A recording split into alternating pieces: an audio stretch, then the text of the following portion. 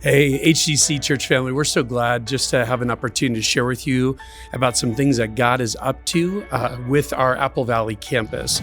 And so we are in a process. We've just gone into escrow on a campus that we have literally been talking about, praying about, hoping for 15 years. So I want to just let you know who's here in the conversation.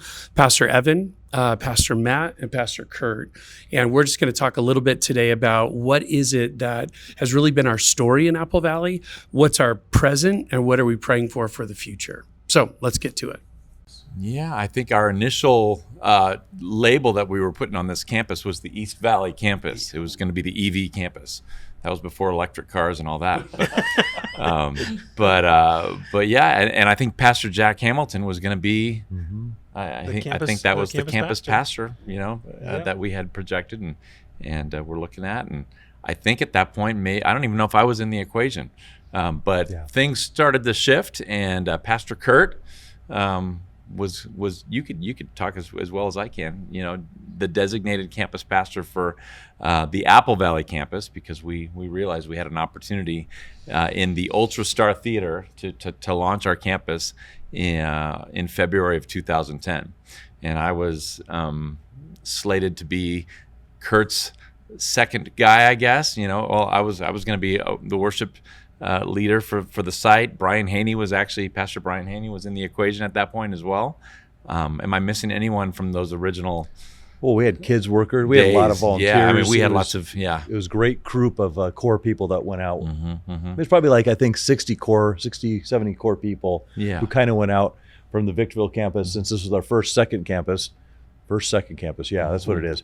But that's the folks that went out. And so it was kind of a very small but very committed group of people. Yeah, but we launched on February 14th, 2010 at the UltraStar Theater, and we were there for 3 months. And we had an opportunity to transfer over to Sitting Bull Academy on Mother's Day. In that time, though, in the 3 months, talk about the growth of the campus. Help me remember, Kurt. I mean, we probably started with 150 people, I'm guessing. No, less than that. It was about 100. Okay. But it was, I think my memory of it is we grew fast enough to the Easter service, which was kind of maybe our worst experience ever, in a sense of just how you do Easter services. It was tough. I've got PTSD from that year. Yeah, it was a tough year, but it also had great energy. But we began out of that weekend. I remember Matt and I were talking, saying we can't continue doing this way. It's just not sustainable, because our people were wearing out, and it became just almost untenable to pull off services the way we were doing it, because we had a service in one room of one of the theaters, but we had a small camera shooting a film of that service into a second theater that looked like it was like a 1950s VHS version or something. It was bad quality, and it was like, this was just hard to do. Yeah. So I think that was the motivation for us to think, where else can we go? Yeah. So the opportunity came. The principal at Sitting Bull Academy was a part of our church at the time, and I was probably in your small group. Yeah, Phyllis hadn't been there yet, but it was Phyllis Carnahan was her name, and she was just so gracious letting us into the site. And I think tell a little bit. Why don't you talk about the partnership even in those early years of the sound systems and how we got chairs, and walk that through, Matt. Tell me what you're referring to. I was thinking the fact that we could put our sound system into their auditorium, which was just unheard of. The opportunities that we were given. I mean, we were given probably more opportunity than we deserved as a renting tenant. Yeah. Do you remember at first we had a truss that we would set up, we'd carry it in from the trailer, we'd set it up on two manual air conditioner lifts is what they were designed to do. We'd attach speakers, we'd make sure the lights were on it, and then we would have one person on each side hand crank that and lift up the truss and then assemble the stage beneath it. Right. And so we were doing that, and then I think that's what you're referencing is the school actually let us mount that truss in the gym. Well, and we wanted to be good partners, so we actually had it engineered for that room because we wanted to make sure it was safe for them. But what was really cool is we get into that, then that opportunity for them, the sound systems in most schools are one of those kind of things. This was so much better than what they had. And we just said, then you can use it when you have promotions or when you have events. And so we began to create kind of a partnership with the local school, which I think added to kind of that great relationship with Sitting Bull and the Apple Valley School District. Yeah, we've been blessed with a good working relationship with their staff and our team, and so that's been a good thing. I think they would say that too. Yeah, which is great when you think about the idea of just, I was even thinking back as you guys were sharing, 2010, that was our first foray into a multi-site strategy. And it's just so many unknowns, and what are we going to learn? What are we going to do? And so to see that growth kind of almost cause a move, a shift, and then to see that relationship really just develop well over time, we would stop and just go, yay, God. Like, this has been a blessed thing. It has its challenges, there's no doubt, but it's really been a blessing to be on this school campus, the relationship with those different faculty and administrative members, all those things, a lot of give and take on both sides. So we start by that, saying thank you, God, and thank you, God, for the ministry of what God has done through that campus, both on weekends and then student ministries and other things during the week. It's been a very vibrant ministry for these last 15 years. That being said, I was in a conversation the other day talking to another lead pastor, and I just said it very casually. I just said, we have 3 sites, and one of them meets at a school and has been doing setup teardown for the last 15 years. And I remember the look on his face, and he was just like, what? And it just caused me to pause and go, oh yeah, nobody does that. Most conversations that we'll have in church world might be 3 to 5 years max. So anything beyond that is like, that's really a lot.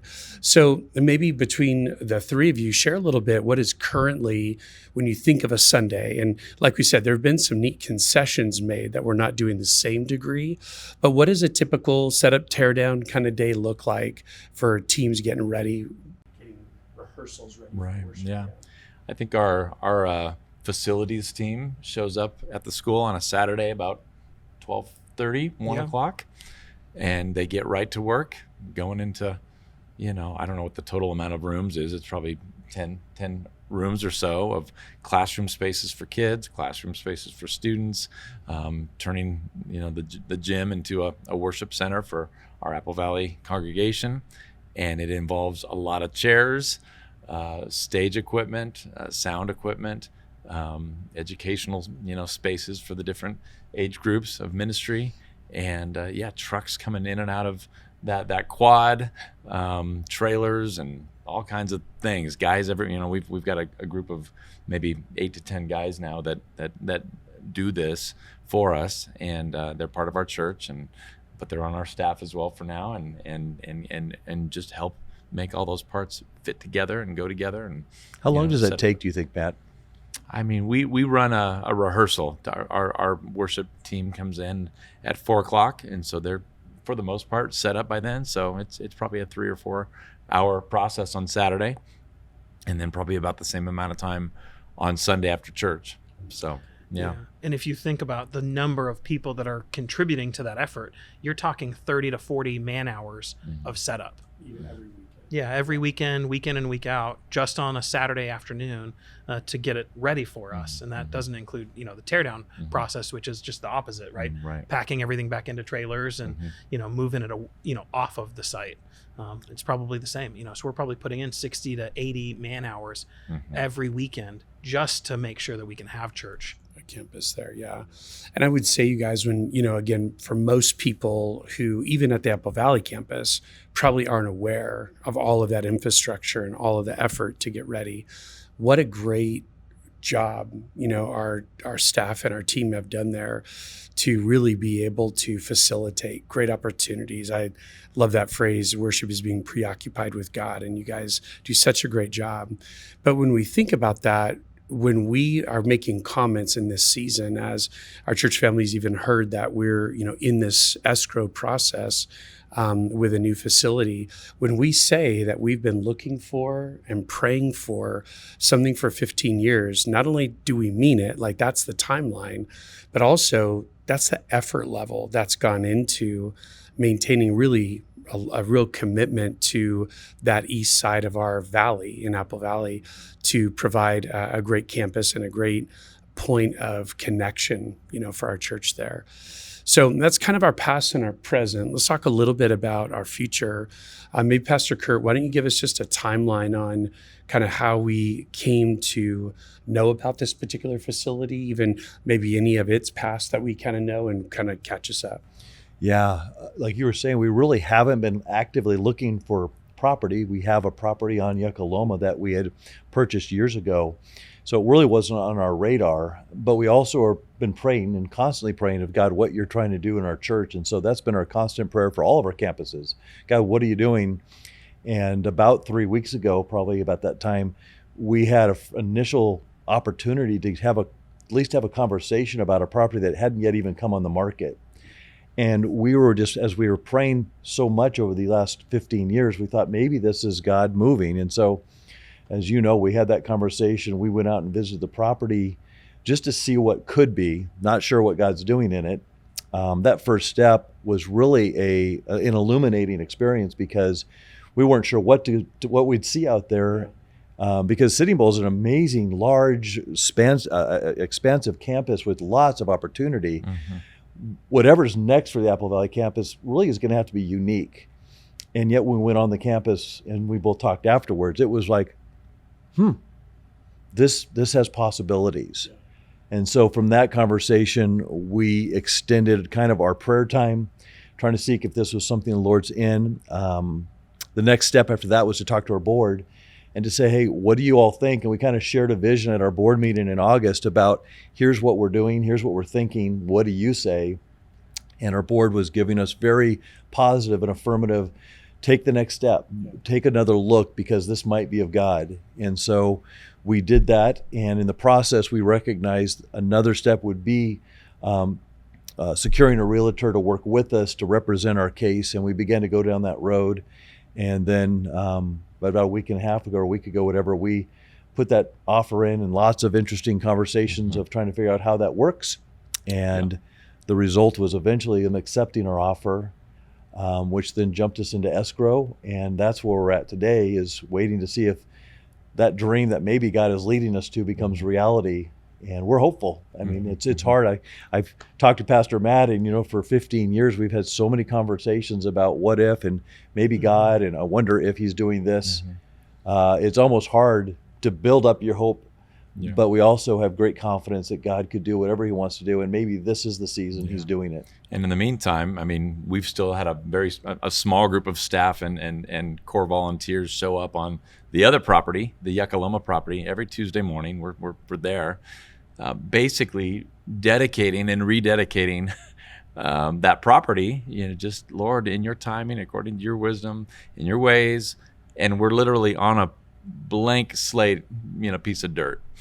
And the idea and the prospect of ever, there are high faith people who are praying prayers, Lord, in time, we believe that this is going to be the place where you bless our campus.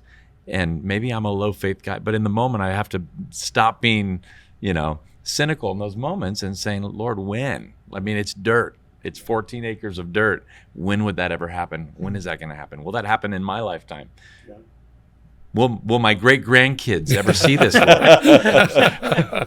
And so to have gotten an opportunity that's before us that is not only an upgrade in terms of size of property, but to have buildings that are already built and established and useful right now is really, really exciting to think about. It's huge.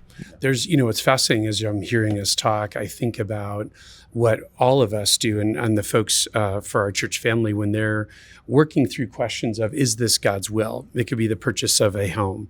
It could be the idea of sending a kid to college, whatever it might be, a big venture. And, this is where the the theory of theology becomes very practical.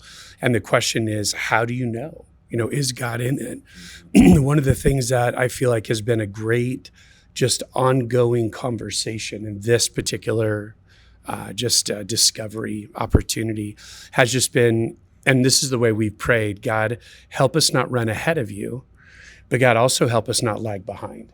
And I feel like I was even telling Pastor Kurt a week ago when we put in that offer, and there was a lot of work. Evan did a lot of work to get that ready. Our realtor, Jeff, did a lot of work. And so as we were getting there, I told Kurt, if it doesn't work out, one of the things that will help me rest easy is I felt like we were diligent and faithful to do everything we could do, but knowing it wasn't our call. It's what those times when you feel like, oh, but if, or I wish I would have, or if I would have known, but we did everything we could do. And I feel like, God, that helps me sleep at night. Now, there'll be other things in this process that will maybe not be on track for like we'd hoped, but it's just been neat to be able to see that combination of both we recognize God's got to lead it. It's his thing. Because not just the process, but the outcome. But at the same time, God, you've called us to be diligent and to be faithful. So help us check the boxes, help us have the conversations, help us, line things up. So I feel like it's been a really good wedding of those two things, where there are other times in our lives where you just sit there and go, wow, whoop, God just opened this door and all green lights, and he's just taking care of it. I'm really feel somewhat passive. And then other times I've worked really, really hard. I'm banging my head against a wall, and God just seems to be closing every door. So it's been this really interesting thing. But Evan, I was going to ask you, so we've stated we're in escrow in a property that's on Bear Valley Road, between Apple Valley Road and Deep Creek, the south side of the street. Tell us a little bit about just even literally in real time, what are things that we're looking forward to or things that we're now stepping into? And I'm asking this not only to help people's awareness, but we're going to keep asking our church family to be praying. So it helps us pray intelligently if we know what we're praying for. Yeah. Yeah. At this point in the escrow process, there are a couple of key decisions that we are needing to make. One is our choice of lender. We've been in contact with 3 different banks, and so selecting which lender we're going to go with. And then once we get into that, then we'll be able to kind of select the terms and the financing and those sorts of things. But that's a really big step for us. And so that's something that we've been working really hard to, narrow it down and make sure that we're being good stewards. And so we're really thankful for 3 banks that want our business. So that's a great thing. But making that decision, here pretty soon, which lender to go with. And then, like I said, we'll get into the kind of the terms of the loan, what we're looking at and how to structure that. So that's one thing. And then the other thing that we're working on is inspections. And so, even right before we filmed this, we were talking through just the different inspections that we need to do. Physical property inspection. We need to have the septic system inspected. We want to look at, we have to have an appraisal done. We have to have a survey which shows us the boundary markers of the property. We want to do an HVAC load assessment and an electrical load assessment. And there are other things that we're doing. What we're wanting to do is just do our due diligence to make sure that there are no surprises with this property, right? We want to make sure that the property itself, that the buildings are what we think they are. If there are going to be some expenses that we're going to incur to get these up to the standards that we would have for, a church campus, we want to make sure that we know those up front. And so we're going in with eyes wide open. So I think those would be kind of the 2 big things would be the financial front and then the kind of physical inspections. That's great. And just so you know, as a church family too, we'll keep reiterating in this process of those 2 important categories that Pastor Evan mentioned. Obviously, we'll include a church vote as well. That language is written into our offer. That's how our Constitution works. So for our members, we will let you know as that time approaches, give you plenty of time to make sure you can put that on your calendar and be there. And in the middle of all that activity, there is a growing excitement. Pastor Kurt, tell everyone, we actually did a field trip there yesterday with the staff. Tell us a little bit about how that went. I thought it was great. It was, it's so fun because it's like a new gift you get to open. And we don't own the gift yet, but we still had a chance to look inside the package and walk in the room and just see people with their eyes open about what could become. I'm watching Pastor Matt here as he's going through the campus and, just seeing what that could be.